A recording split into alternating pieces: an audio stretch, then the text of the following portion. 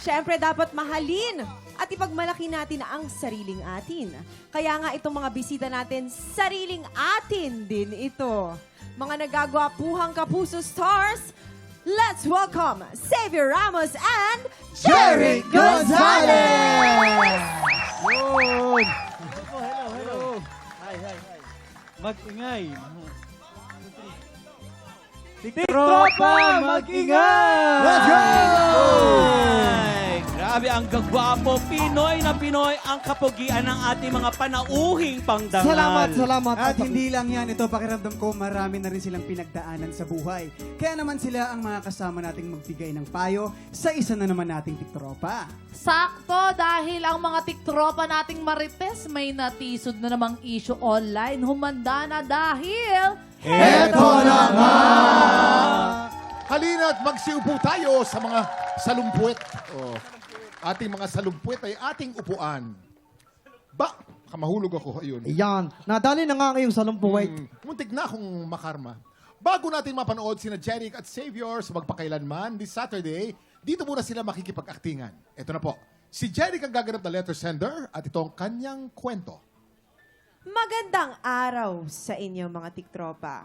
Itago nyo na lang ako sa pangalang Ginoong Makata. Dahil tulad ng idol kong Makata na si Glock 9, ako rin ay isang simpleng tao. Hindi ako nakapagtapos ng pag-aaral at hindi rin ako mayaman. Pero tulad ng nabanggit sa awitin ni Glock 9, meron naman akong maipagyayabang. At yun ay ang pag-ibig ko sa aking kasintahan, si Carmela. Tagal naman nung boyfriend ko. Love, saan ka ba galing? Kanina pa tayo inaantay ng mga friends ko. Ang tagal-tagal mo naman, my love. Love, patawarin mo ako sa aking pagkakamali, ha? Maaari bang ibalik ko ang iyong mga ngiti? Okay lang. Napatawad na kita. Pangako, hindi na mauulit. Aking sinta. Dahil ito, alam ko, Texman, mahal kita. Ang sweet mo naman, love. Sige na nga, bati na tayo. Salamat, love. Magkaiba man ang aming mundo, hindi yun naging hadlang para maging masaya kami. Akala ko sapat na ang isang pusong tapat. Pero hindi ko akalain na darating ang araw na mararamdaman kong may kulang pala sa akin.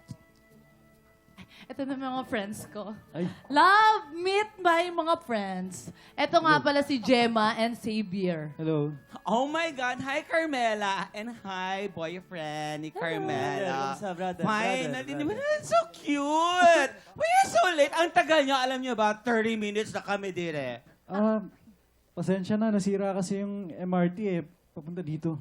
MRT? Hasin na MRT? Why, wala kang car? Wala akong...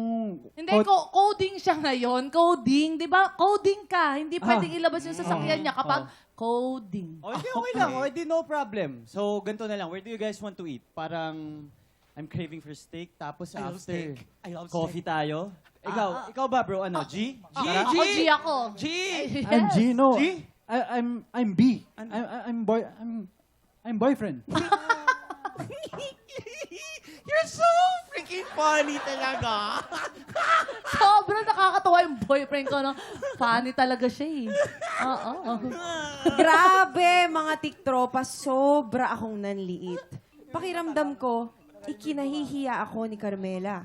At heto na nga. Noong sinabi kong nasaktan ako sa nangyari, ang sagot niya lang sa akin, ang OA mo naman. 2 araw na kaming hindi nag-uusap. Hinihintay ko pa rin ma-realize niya kung bakit ako nagtatampo. Pero habang tumatagal, napatanong na rin ako sa sarili ko, OA nga ba talaga ako? O tama lang na hintayin kong humingi siya ng sorry? Ano sa tingin ninyo? Nagmamahal, Ginoong Makata. Yan. Medyo mahirap yun, ha? Ang tanong natin, kung kayo si Ginoong Makata, anong dapat niyong gawin? Bigyan niyo ng advice. Pinakauna, of course, Jeric. Advice? Siguro, mas maganda magpakatotoo ka na lang kasi alam mo sa isang samahan, sa isang relationship, nagsisimula sa magandang pundasyon yan. So kung sa una pa lang, hindi ka na totoo sa partner mo. So, hindi na kagad maganda yung magiging ano nun. Tama. kalalabasan Walang niyan. patutunguhan. Walang Tama. patutunguhan Oo. yan. No? Ikaw naman, Xavier. Magandang advice sa mga Gen Z, mga relationship Sa na akin Gen naman, Z. Kuya Kim, sa experience ko, Oh.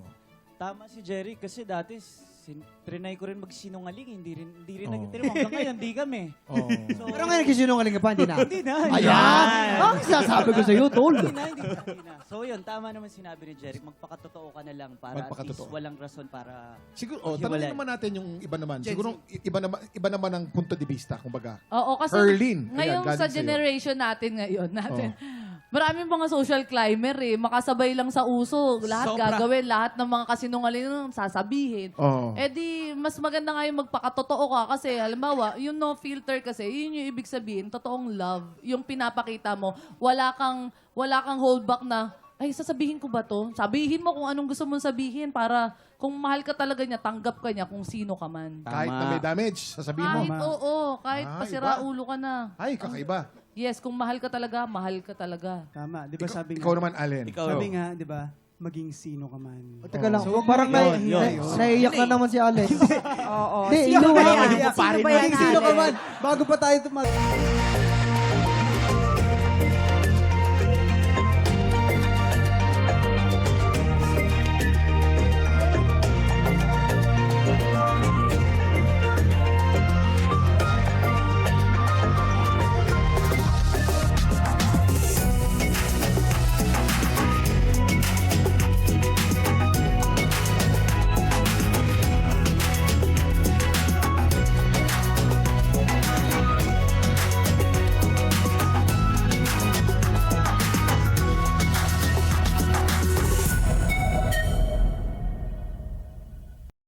Tik Tropa! Pinanood mo hanggang sa dulo itong video na to? Very good ka! For more happy time, watch more TikTok Clock videos on our official social media pages and subscribe to GMA Network official YouTube channel.